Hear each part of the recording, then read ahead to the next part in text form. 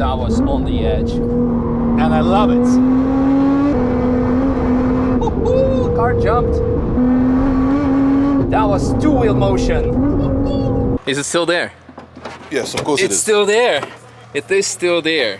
So this sign, or like my signature, has a very symbolic meaning, because 2 years ago you came by after I've done previously a lap with a Nissan GTR that claimed that had 1000 horsepower, and my butt said it did not.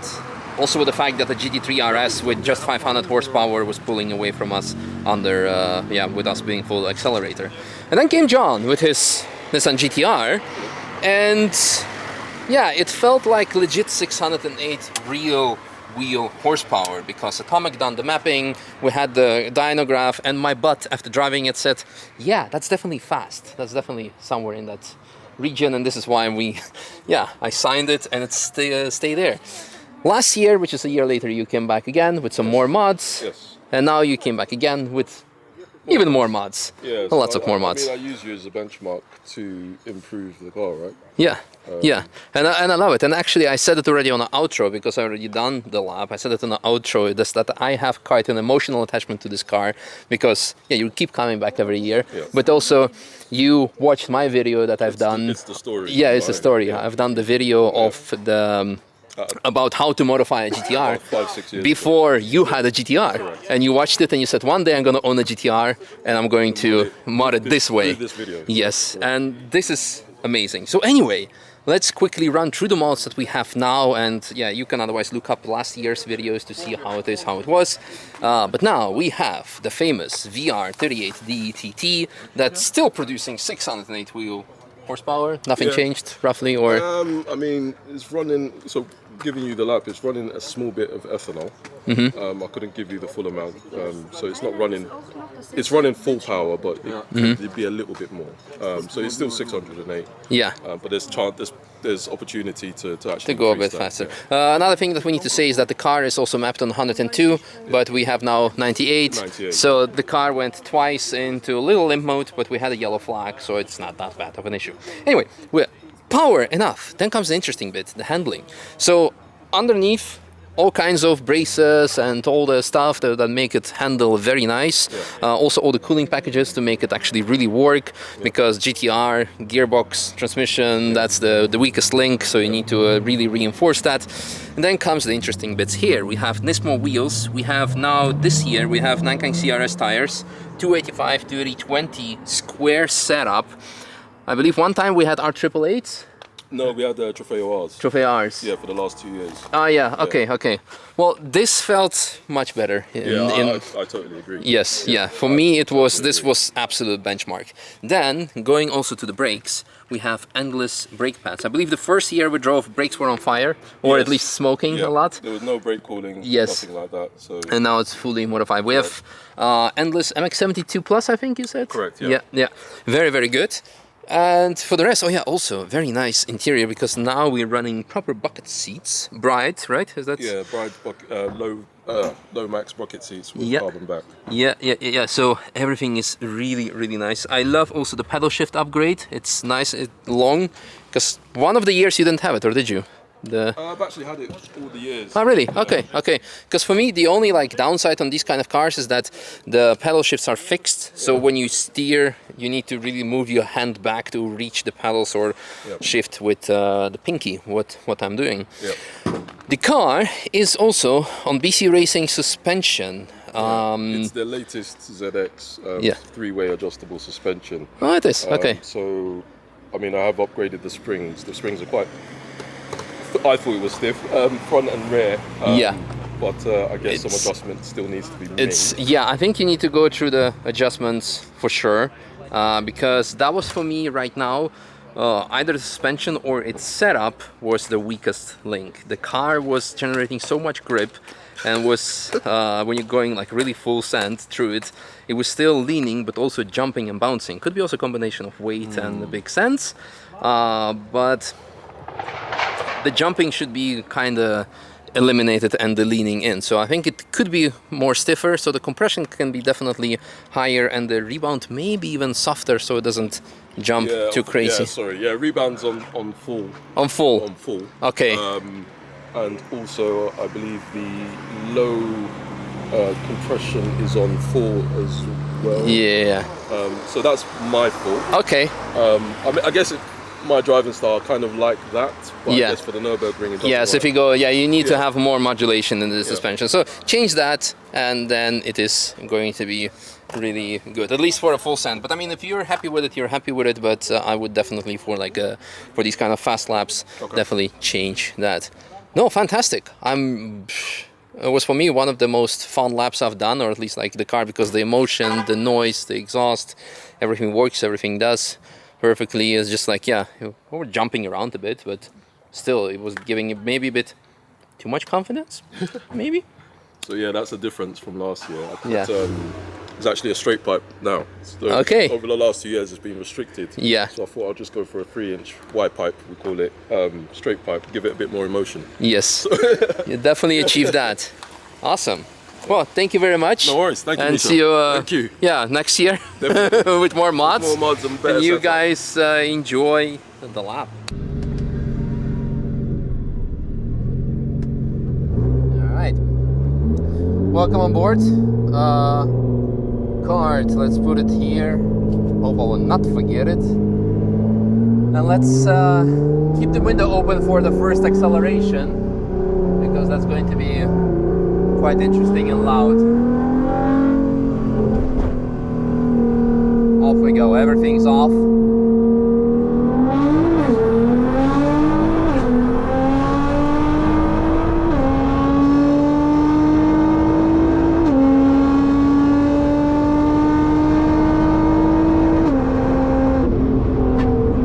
Minimal scrape. Oh, the handling is so good. Brakes are phenomenal, such a great improvement.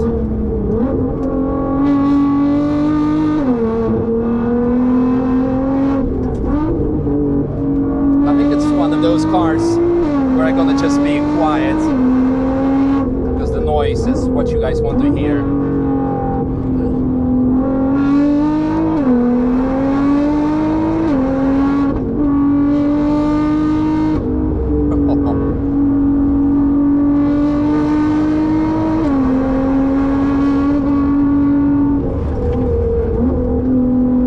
That was on the edge, and I love it.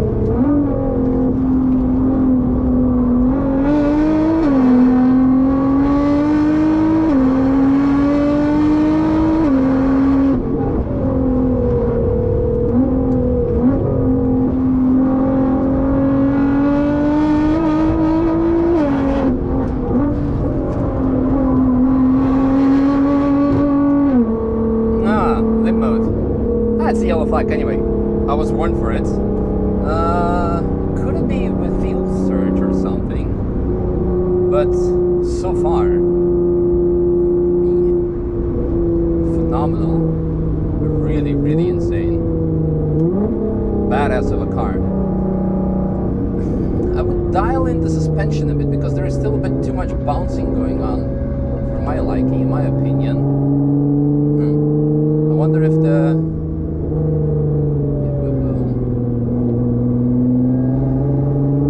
the limp mode gonna be gone now?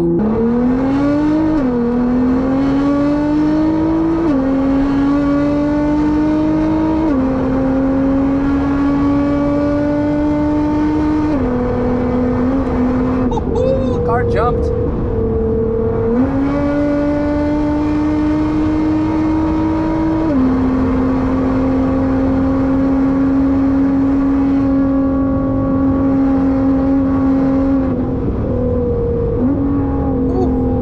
So this is the section where the weight is really a bit of an issue, but I don't know, we're still going fast enough, I think, through Mud Curve, but you cannot fight the physics with a heavy girl, unfortunately. You can dance ballet, but if she's fat, she's fat. Might be interesting, beautiful to look at, and it's actually even more impressive.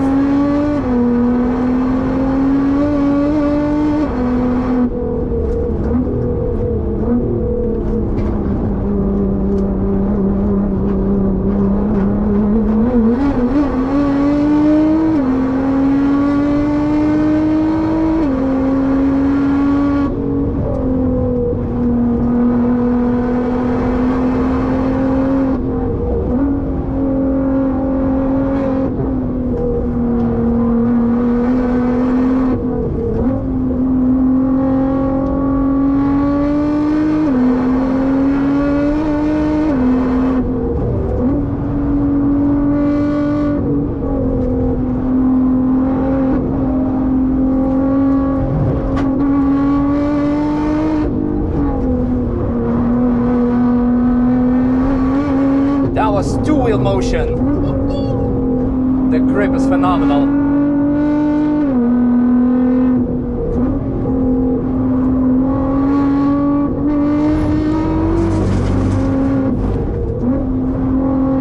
We have all-wheel drive, we're good.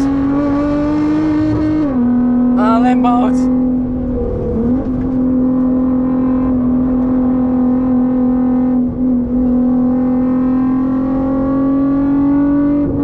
Car, give me back power. Oh, and it's yellow again. How convenient.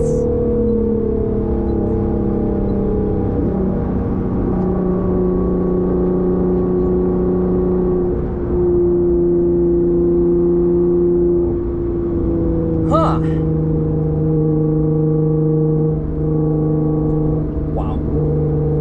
I'm sweating a bit. It's a combination of adrenaline and excitement and a bit of fear. But once you understand the car, it's phenomenal. Needs slightly better dialed in suspension. So it's a long yellow, maybe someone spilled coolant. There is no yellow, but there's also the accident. Alright. And we also have no engine light. Oh, that's dirty here. Are you guys okay? You guys are okay. Car not so much.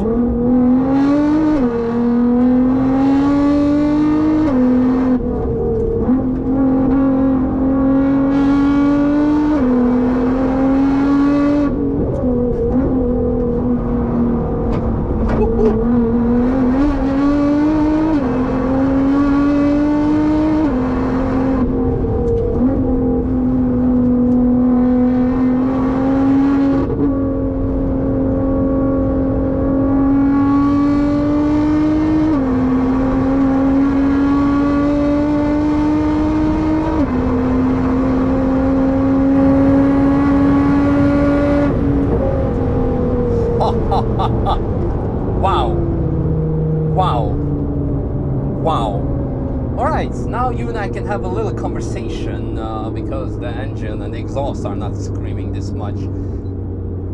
This is one of the most emotional cars I've driven. This is one of the most attached cars I've driven to, because it's the third year I'm driving it, and every year it had more and more mods, more iterations.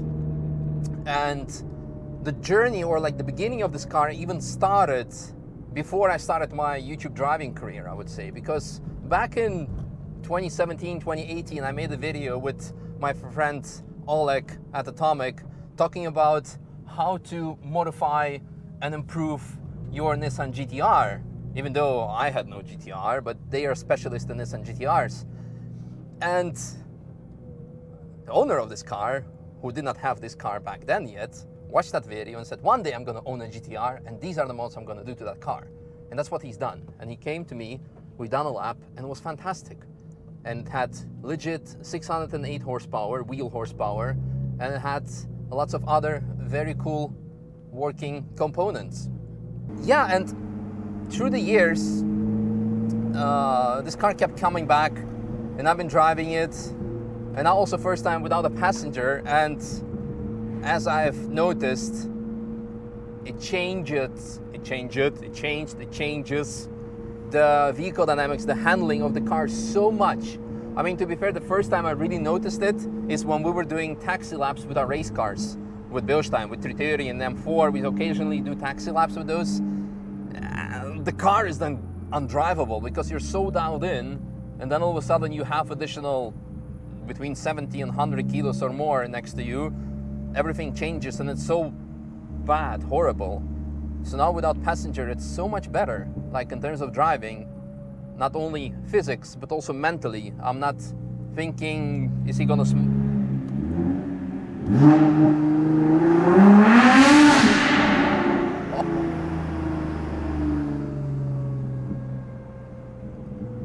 I guess that's karma. If you want to show off, be prepared to become deaf. That was legit loud. Yeah, what I want to say is, without a passenger, I'm much more focused as well. You can probably see it also with the driving. Sometimes I have opportunity to talk to you if the car is moderate, if I don't have to really focus on driving. But with something like this, it's better just to focus on driving and occasionally see something. Phenomenal. I really loved it. Brakes are great. The new seats, fantastic. Tires. The only limiting factor now is the suspension, which was good and compliant for the previous setup, but now, because everything else is so much more, the car is faster, it's a bit soft.